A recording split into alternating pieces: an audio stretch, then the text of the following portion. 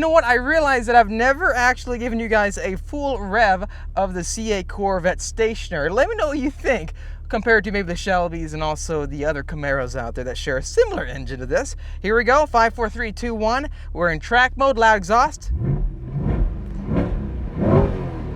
Pretty good.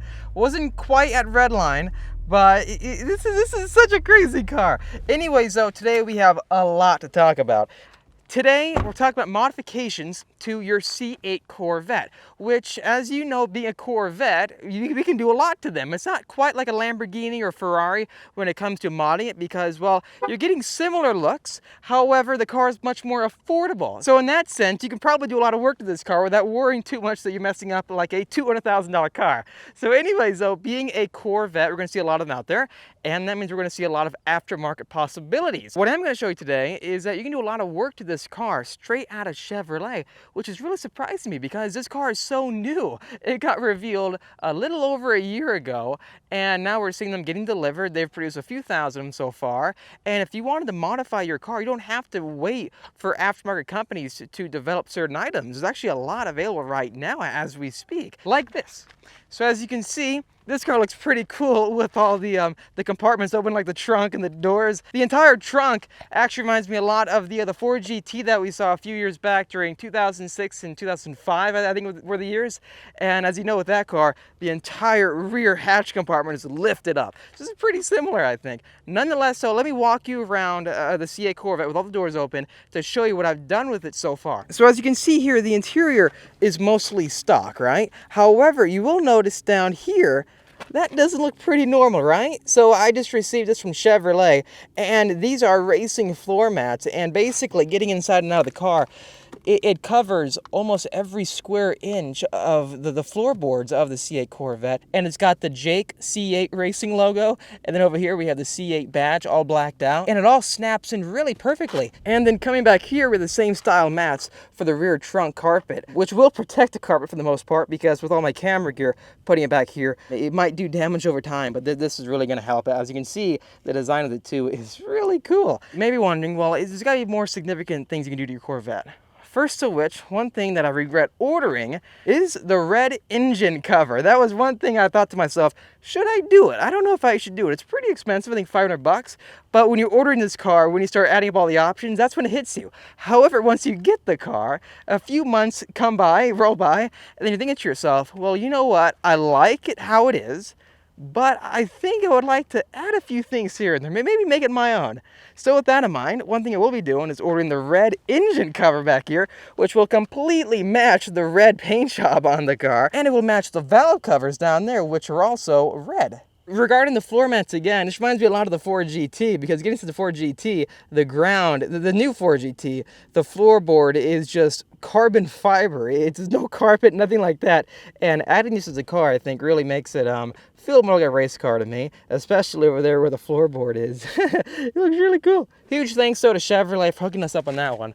There sure is a lot of things you can do to this car. Even right now, you can get completely different wheels. One other thing I've done is I've changed the tires again. And this time we're testing out new tires for the Corvette Forum. Great people over there. Make sure to check out their website. And these are the new Yokohama Advan Apex V601s, which are not going to be your R compound tire that's competing against like Cup 2s or Toyo RRRs.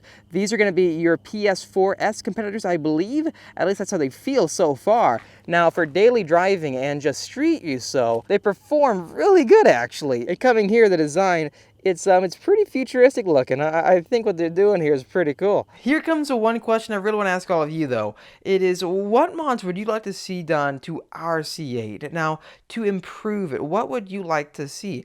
Ideally, whatever we do, I would always want to better the performance of the vehicle and not quite diminish it. Maybe even supercharge it. I've seen a lot of twin turbos. Maybe supercharge. I know that looking at the engine bay, that there's plenty of room. So what do you think? What would you like to see done to this car if we did go down this route, or just leave it stock to truly test out the performance limits and capabilities of the first ever mid-engine Corvette? Please let us know in the comment section down below. I'm really looking forward to hearing what you guys have to say. Since we are on the topic of modifying your C8 Corvette, I do want to include what the maintenance is like so far. Right now we have over 9,000 miles in the car. The footage I'm about to show you is going to be a complete rundown of the maintenance costs for this new vehicle. I hope this serves to be very informative. Now, having this car for as long as we've gone to multiple track days, so I'd say the wear process for some of the wear components on our C8 Corvette have been accelerated to a certain extent.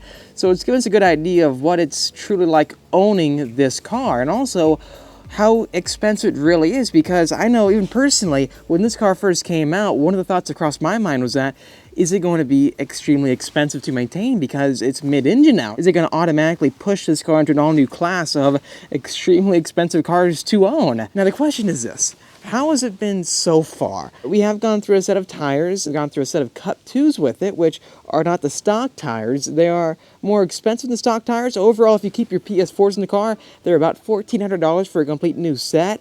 And using the PS4s, as you can see here, they're still in fantastic condition. We've driven 3,000 plus miles with these tires in the car and gone to Willow Springs with it, done tons of 0 to 60 launches, and the tire wear has been perfect. We still have thousands and thousands more miles left to go with the PS4s on this car. And the tire wear that you're seeing is not conventional. That is from tracking the car session after session, hours of track time, right? Pushing as hard as we possibly can, and then even going to a drift pad with it. That's why you see a gigantic chunk just ripped off it, because that was caused by us drifting the car. So far, tire wear has been fantastic, and getting new tires, it's not extremely expensive. I'd say $1,400 is a fair price, especially for the performance you're getting out of the vehicle with the stock rubber. Now, this is where things get pretty interesting. Is this car a complete hassle to get an oil change done on? I know the exotics, you have to go to the dealership, and it costs thousands and thousands of dollars to get an oil change done on a McLaren or a Lamborghini. Well, is this like it? I thought to myself, what if I tried this at home in my garage? I've done the oil change on my GT350 numerous times now. How much more tough could this be? Now this is surprisingly very easy, because this being mid-engine now and the oil filter being way back here, we can just back up the CA on these ramps. So with my Chevys, I could never do that because the front end, the splitters, they're just so low. With this car, it's completely switched. So all I gotta do is back it up and then just put the oil pan under it, drain everything out, and we should be good to go. Here's the oil filter. Very easy to get to. The access point is perfect, I think. And in front of it, towards front of the car, you'll see where the drain plug is for the C8 Corvette.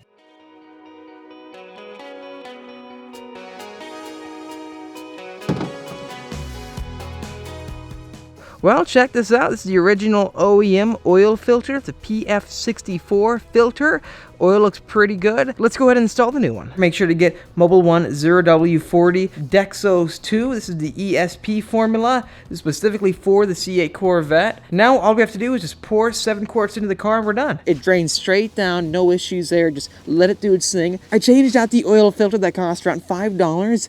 And next thing you know, I'm done. Within an hour, the entire job is complete. Not hard whatsoever. If you buy this car, you could easily, and I mean easily, change the oil at your house. This is the expensive part about the C8 Corvette ownership. When it comes time to change out your brake pads, they are very expensive. I just touched the electronic brake, parking brake right here. This is where the parking brake is. You hit a button and it locks it. Here we go. Get ready to brace yourself right here. How much money do you think it costs for a full set of brake pads on the C8 Corvette? Around $1,200. $1,200. That is so much money, especially if you're tracking this car a lot and you're just burning right through them. As you can see, the clip towards the edge of the brake pad is getting really close to the rotor itself. So for this brake pad in the back, so for the full entire set for either side, it's going to be $556, and for the fronts it's going to be $590,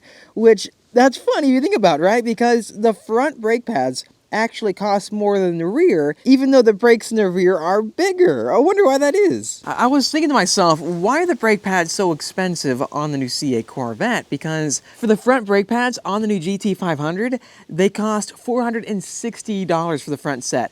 And the rears, they cost $349. That's a huge difference. Plus, the brakes on the GT500, they're also Brembo, and they're way bigger and way more powerful. The front brake rotors on the new GT500, they're 16.5 inches. That's huge. Let's put this into context. The back brakes on the new Shelby are bigger than the biggest brakes on the C8 Corvette. They're actually called NAO. They're a specially designed brake pad from Brembo that are designed to be environmentally friendly. Being organic and also performance oriented and so new, maybe that has something to do with it. It kind of goes both ways because on one end I can understand the price tag. This is the first ever mid-engine Corvette and the brake system was specifically designed for this car. It's their all-new brake-by-wire system and the brake pads are also custom made, especially for the Z51 option cars. Regardless, I couldn't be any more happy with these Brembo brakes. I think Brembo makes awesome brakes, especially brake pads, and on the racetrack, they perform so well. But it is crazy to think about how the brake pads on the GT500 still cost less. So, please let me know what you think is the reason why the C8 brakes cost more. Also, keep this in mind, this is my first ever Corvette, so I'm not used to how much the parts cost. I'm just now, getting acquainted with all these numbers. So please let me know if this price is similar to what the brakes cost on a Stingray for a C7 Corvette. I am so shocked with how easy it is to work on this car. I've done the oil changes myself, and changing out the brake pads, the process is so straightforward. I don't need to use any brake pad paste where it connects to the pistons like I do with the Shelby's. For this car, nothing like that. And down here we have the brake pads for the C8 Corvette. As you can see, they're pretty thick, but moving them over to the backside, you can see that you peeled this cover off, this sticker, and behind it is this really sticky residue. It'll connect right to the pistons. So as you can see, pulling off the brake caliper right now, the Brembo brake calipers, come on, slide right off, and there we go. Pulling out the first brake pad. Now, there's no need to pull out any brake pad pins because they're designed so that you can specifically slide the brake pad in the middle and pull up, and they're free. But you can see right there, we went through basically all of what these brake pads had to offer. I mean, they are toast. Look at these things. The next step is to push in the pistons so we can fit in the new brake pads because, as you know, they're brand new, and those got to be in all the way for us to put the caliper back on the rotor. There we go. We're done. It's that easy. And again, you have to remove these bolts right here, the pins for the brake pads on the caliper itself. Just take it off, remove the pads, put it back on, and lastly, torque the caliper knuckle bolt to 210 Newton meters. This has been a very easy car to work on, and maintenance-wise, it hasn't been a nightmare. The thing is, how is this car going to last over time, being the first ever generation of a mid-engine Corvette? As is, though, I think if you buy this car, you could easily work on it in your garage and just stuff like that.